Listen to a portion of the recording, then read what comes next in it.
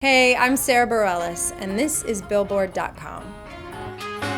Keep drinking coffee, stare me down across the table while I look outside. King of Anything is the first time I've written a treatment for a video, and it ended. I wrote the treatment, and then that treatment got sent out to a handful of directors. And Sara Bareilles, who is the director of the video, wrote back, and we went back and forth. And then what you ended up seeing is kind of a collaboration of both of our ideas.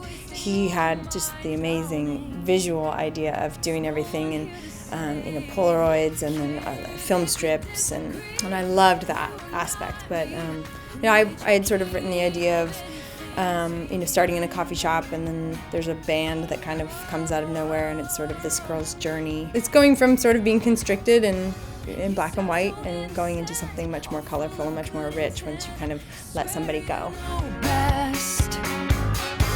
But you expect me to.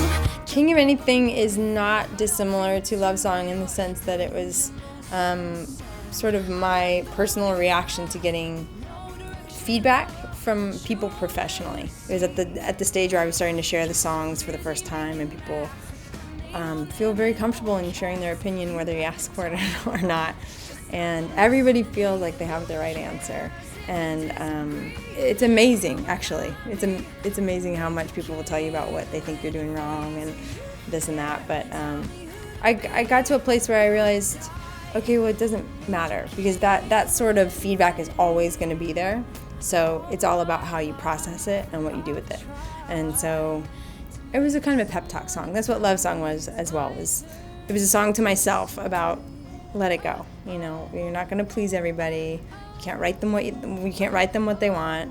Who cares if you disagree? You're not me. If you disagree, you are not me.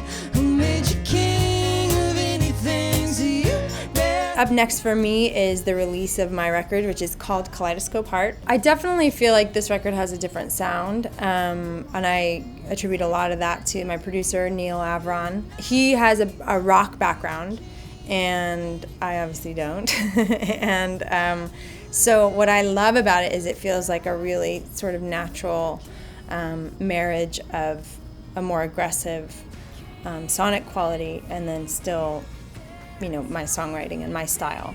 It's definitely, I don't feel like I made a rock record. I feel like I made sort of an amped up version of what was already there. And I wanted to take more risks this time around. I made a conscious choice to do that, because I feel like that's when you really see yourself shine, is when you're stretching and growing and not trying to change, but just challenging yourself to be your best. So I made a conscious effort to write songs that were harder to play and harder to sing, because I like the idea that I can still sort of grow and develop as a performer.